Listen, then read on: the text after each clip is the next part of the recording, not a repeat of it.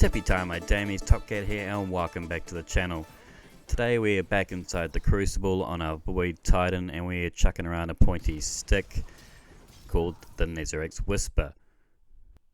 I've crafted this glaive with shield duration, auxiliary reserves, swap mag, tilting at windmills, blocking damage with your shield increases your movement speed. When it comes to crafting this season of the Haunted Glaive, I would highly recommend tilting at windmills. The additional stray speed is extremely advantageous, as when you're standing in front of somebody with your shield up, they can easily try and slide around you, get in behind your shield, particularly these shotgunners with your stompies and things. They're just going to try and zip around and get behind you, and then you've got to turn. And when it comes to an up-close battle with a glaive, it is a 3-hit kill generally, so you are probably going to lose a melee battle unless you get the drop on them. But luckily a standard melee lunge is between 4 to 4.5 meters, with a glaive melee range is 6 to 6.5 meters, so you do have that bonus that you can get the jab on them sooner and thus take away the negative of the 3-hit kill versus the 2-hit kill. In the second slot we are going with Unstoppable Force. Blocking damage with your shield increases the projectile's damage. We also have a perk called Extrovert, which is going to give us health back on kills. Unstoppable Force is easily the best option here. None of the damage perks are going to make it a 1-hit kill. They're, no matter what, always going to be a 2-hit projectile kill. But this has the highest damage increase, and it's also the easiest damage increase. As essentially all you need to do is block one part of damage, and then you're going to get the damage increase. So do a shot, and your bar is going to go up, and that's going to allow you to shield, and then after that your next projectile is going to do increased damage. The Extrovert perk is good, but it kind of works similar to the way that Surrounded works. You need to have multiple people around you to get that health bump, but that's when you most want it, so it is actually a very good perk to have on this glaive. But what it does grant you is that little bit of leeway, and allows you to make plays that you couldn't normally do. So yeah, definitely a movable object is the way to go in my opinion. But the other half of that is the fact that you're not always using projectiles, you're not always using your shield. Sometimes you are just going balls to the wall, making those stupid plays and running in there with that stick.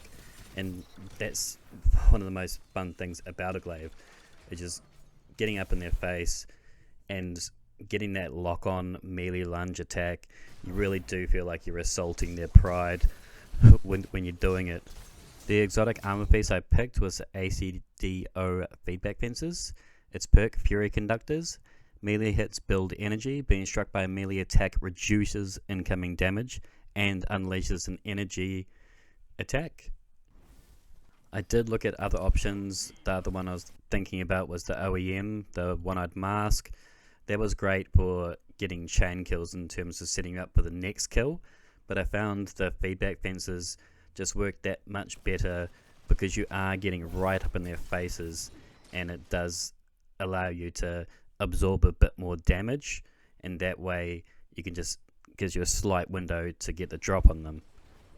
Then there's also the Fury Conductor perk as well, so if you go in there with a shoulder charge, they slap you, that Fury Conductor perk is going to just zap them, so very advantageous when you're getting into this many melee fights.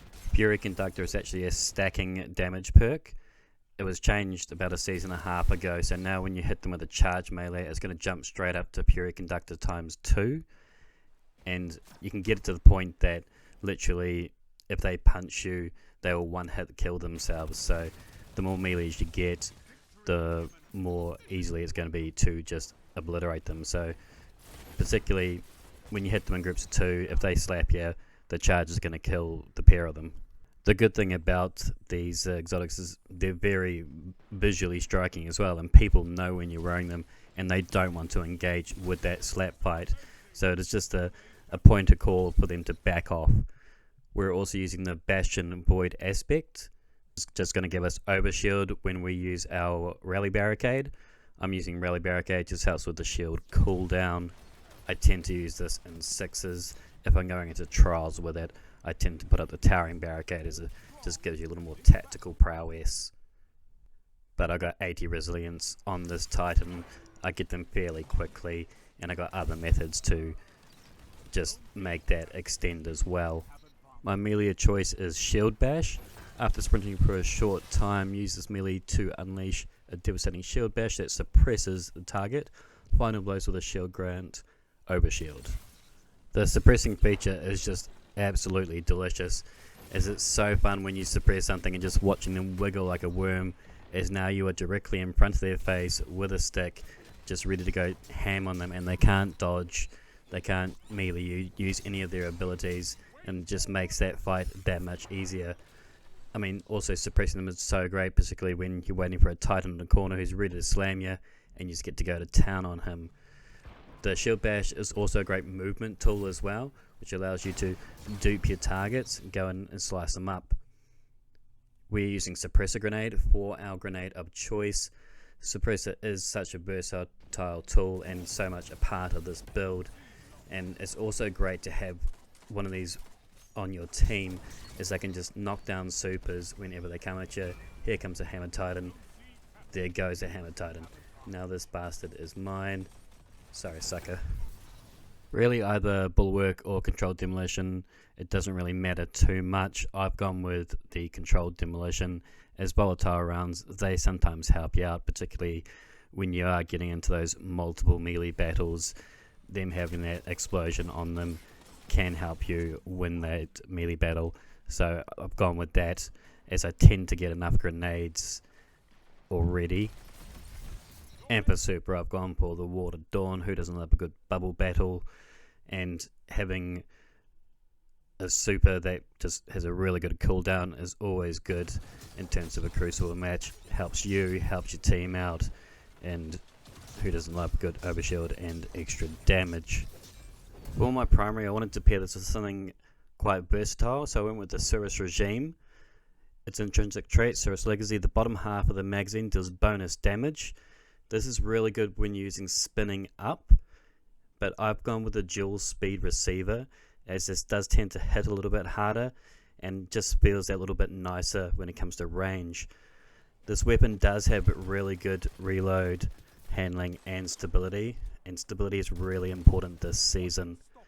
Also, this weapon got a slight buff in the last patch that came out, and it's been given a lot more in-air accuracy just to bring it in line with other auto rifles. Using the dual speed receiver and having a couple of mods for unflinching and just the general stability that comes on this, you are going to get some consistent kills, and it doesn't have much bounce, and so when you're shooting targets at that 35-36 meter range, you're still hitting nice, consistent, you don't have much reticle bounce at all, and so it is a very consistent and reliable weapon to have in your arsenal. Also, close range, it does just as well, so don't let it fool you. It is a good multi-purpose, but I wanted a weapon that could work well, particularly when it comes to swapping with your Glaive. You want to be able to go in, out, in, out.